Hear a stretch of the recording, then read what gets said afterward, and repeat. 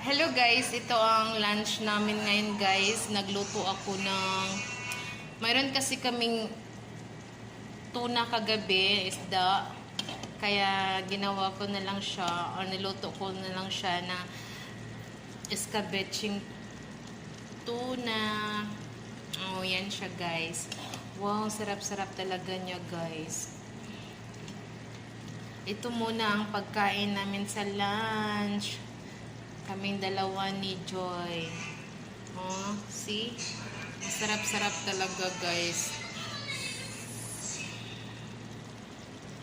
You see? Wow, ang sarap-sarap talaga, guys. Tapos, yung kanin na puti. Hindi talaga mawawala yung kanin na puti, guys. Yan. Ang sarap-sarap niya, guys.